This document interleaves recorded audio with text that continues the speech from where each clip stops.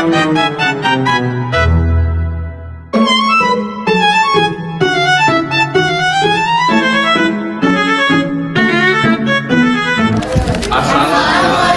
warahmatullahi wabarakatuh. Tangan diikut.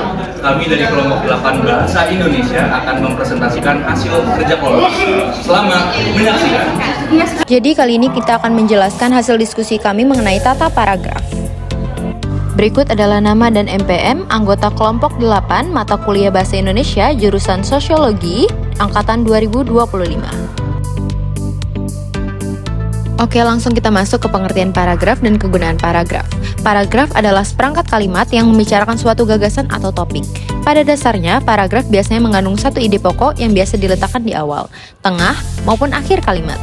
Selanjutnya adalah kegunaan paragraf. Kegunaan paragraf yang pertama adalah memudahkan penulis dalam mengembangkan serta membagi gagasan-gagasan atau ide dari segala sesuatu yang berhubungan dengan topik yang ingin ditulis.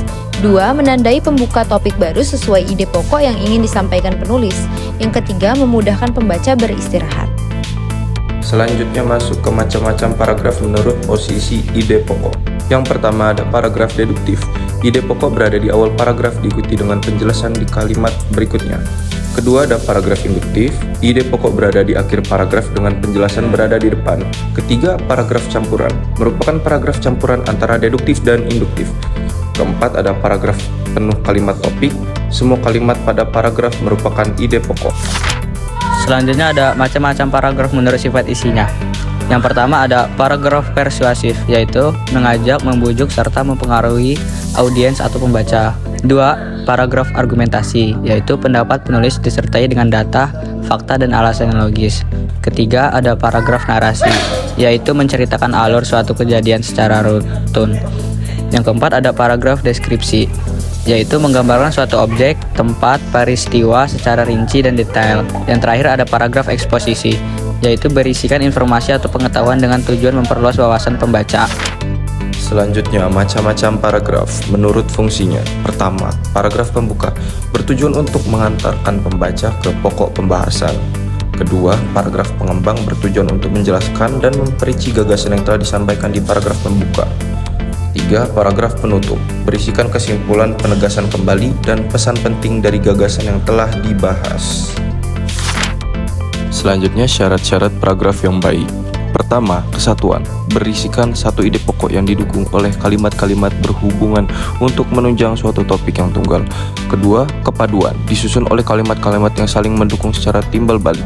Ketiga, kelengkapan paragraf dianggap lengkap apabila berisi kalimat-kalimat penjelas yang cukup untuk menjelaskan suatu topik. Keempat, keringkasan paragraf harus ditulis padat, jelas, dan tidak bertele-tele agar memudahkan pembaca menangkap pesan.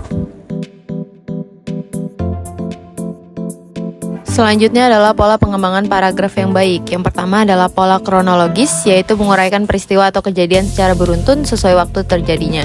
Yang kedua ada pola sebab akibat, menguraikan hubungan antara suatu peristiwa atau sebab dan akibatnya.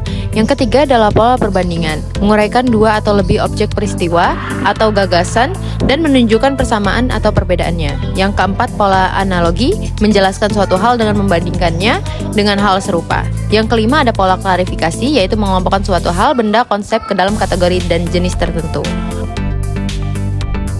Terakhir adalah kesimpulan. Materi ini dibuat untuk audiens belajar bagaimana menulis paragraf dengan baik dan benar.